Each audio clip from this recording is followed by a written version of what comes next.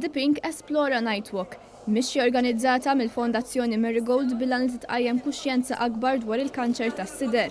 Għal sena oħra fix-xahar ta' Ottubru, il-Fondazzjoni qiegħda torganizza sensiela ta' attivitajiet sabiex titqajjem iktar kuxjenza fost in-nisa u t-tfajliet biex jelbu l-biża' u jiċċekkjaw lilhom infushom u jagħmlu testijiet biex ikun miġġieled il-kanċer tas-sider. Il-Pink Esplora Nightwalk se ssir il-ġimgħa 19 ta' Ottubru fid-9 ta' filgħaxija minn Villa Bighi sal-Pjazza tal-Birgu. Il-Chairperson ta' Marigold Foundation, is-Sinjura Muscat, appellat sabiex il-pubbliku jipparteċipa f'dawn l-attivitajiet, iżda fuq kollox ħeġġet lin-nisa jagħmlu l-screening neċessarju. U allura iva minn hawnhekk nagħmlu appell se jkollna ħafna u ħafna events għaddejjin illum qegħdin inniedu il-mixja fit-19 ta' Ottubru.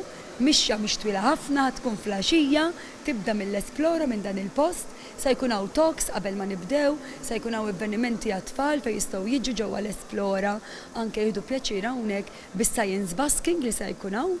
Imbagħad wara nimxu sal-Pjazza tal-Birgu fejn imbagħad hemmhekk nkunu nistgħu noqogħdu ftit flimkien nitkellmu ma' xulxin u nsiru nafu akka lil xulxin u nagħtu tips ukoll dwar kif ngħixu ħajja aħjar.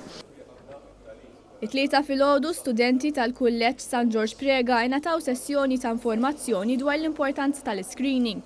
Biċ-Chairman tal-Kunsill Malti għax-Xjenza u Teknoloġija Jeffrey Pulicin Orlando qal li huwa sodisfatt li l-Esplora tipparteċipa f'attivitajiet bħal dawn sabiex titqajjem kuxjenza dwar il-kanċer tas-sider. Il-mediċina finalment huwa suġġett importanti ħafna xjentifiku, l-għan primarju tal-Esplora u primarjament li nwasslu it-tagħlim xjentifiku b'mod li wieħed jista' jirrelata miegħu faċilment.